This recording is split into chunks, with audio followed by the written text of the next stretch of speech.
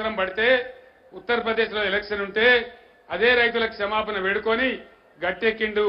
ఆయన బిరిదిచ్చినప్పుడు మాఫీకా సౌదాగర్ అని చెప్పి ఈ రకంగా ఆయనకు ఓట్లు అక్కరినప్పుడు డ్రామాలు ఏషాలు కట్టి ప్రజల మధ్య చీలికలు తెచ్చి మత విద్వేషాలు పెంచి ఒక రకమైన ద్వేషపూరిత వాతావరణం నింపుతారు తప్ప బీజేపీ ఎజెండాలో పేదల యొక్క మాట ఉండదు, నిరుపేదల యొక్క మాట ఉండదు. కార్పొరేట్ల కోసం 15 లక్షల కోట్ల బ్యాంకు రుణాలు ప్రజల సొమ్మును ఆయన అబ్బసొత్తులాగా మాఫీ చేసినాడు. కానీ రైతులకు రూపాయి ఇయ్యలే, రైతులను రాచి రంపాన పెట్టినాడు. ఎవ్వలకు కూడా మేలు జరగలే. అన్ని వట్టి డైలాగులు, డబ్బాల రాళ్ళేసి ఊపినట్టు లొడలొడలో ఊపుడు తప్ప ఏ ఒక్క మాట కూడా నిజం కాలే. దయచేసి నా మాటను ఆశామాసిగా తీసుకోకుండా మేధావులు, విజ్ఞులు అందరూ కూడా ఆలోచించాలని చెప్పి నేను కోరుతా ఉన్నా. ఇంకొక మాట ఆలోచన చేయాలి, తెలంగాణ ఖచ్చితంగా ఆలోచన చేయాలని నేను కోరుతా ఉన్నా. ఎందుకంటే ఈ గడ్డ మామూలు గడ్డ కాదు. నేను తెలంగాణ గులాబీ జెండా లేపినాడు, నేను గులాబీ జెండా లేపినాడు ఇదే గడ్డ మీద ఎస్ఆర్ఆర్ కాలేజీ నుంచే జై తెలంగాణ నినాదం ఇచ్చిన నేను. కరీంనగర్ ఇచ్చిన స్ఫూర్తితోని ఆ నినాదం, ఆ జెండా ఆకాశమంతా ఎత్తుకు ఎగిరి కరీంనగర్ దీవెనతోనే నేను తెలంగాణ రాష్ట్రం సాధించిన విషయం మీకు తెలుసు. ఇది చాలా చైతన్యమున్న గడ్డ.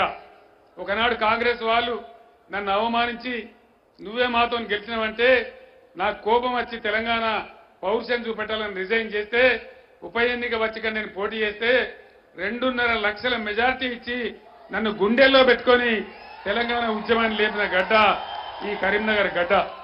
కరీంనగర్కి ఆ గౌరవం దక్కుతుంది. ఉద్యమంలో కరీంనగర్ జిల్లా పాత్ర ఎన్నడూ కూడా మర్చిపోలేనటువంటిది. ఆ గౌరవం నాకు ఉందని నేను మనవి చేస్తా ఉన్నా. ఒక్క మాట, చైతన్యవంతమైన గడ్డ కాబట్టి నేను మీకు అప్పీల్ చేస్తా ఉన్నా. దేశంలో ఒక చట్టం ఉంది, విద్యా చట్టం.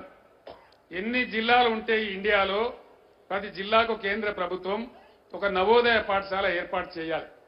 ఇది చట్టం. చట్టాన్ని కూడా ఉల్లంఘించి నరేంద్ర మోడీ నేను 150 ఉత్తరాలు రాసిన, 100 సార్లు అడిగినా అయ్యా మేము కొత్త రాష్ట్రమైనాం, మా కొత్త జిల్లాలకు నవోదయ పాఠశాల ఇవ్వమంటే ఒక్కటంటే ఒక్కటి కూడా ఇయ్యలేదు.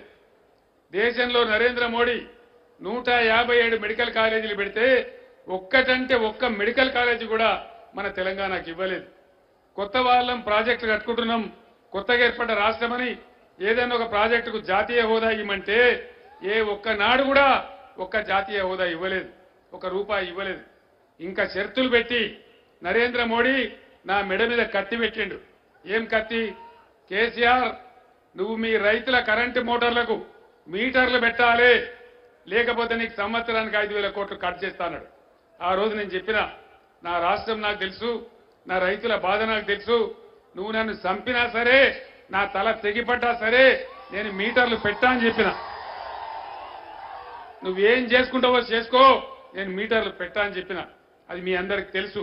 నేను అసెంబ్లీలో కూడా మాట్లాడినా, మీరందరూ కూడా విన్నరు. అందుకోసం నేను మీ అందరిని ఒకటే కోరుతా ఉన్నా.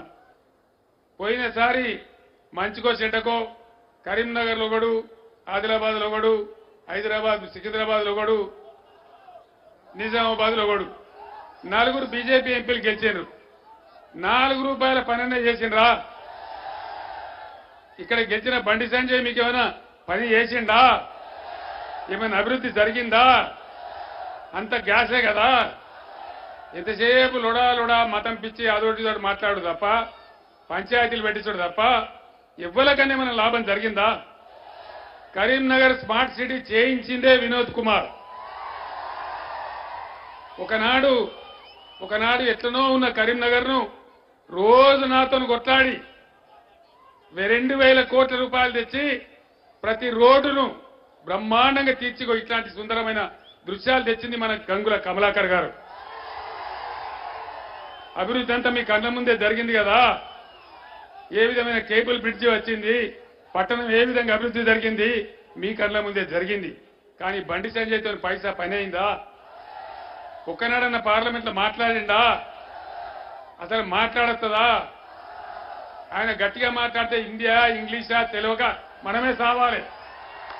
ఆయన మాట్లాడే భాష అది హిందీ భాషనా ఇంగ్లీషా తెలుగా మనకే అర్థం కాకపోతే పార్లమెంట్ లో వాళ్ళకి అర్థమవుతుందా?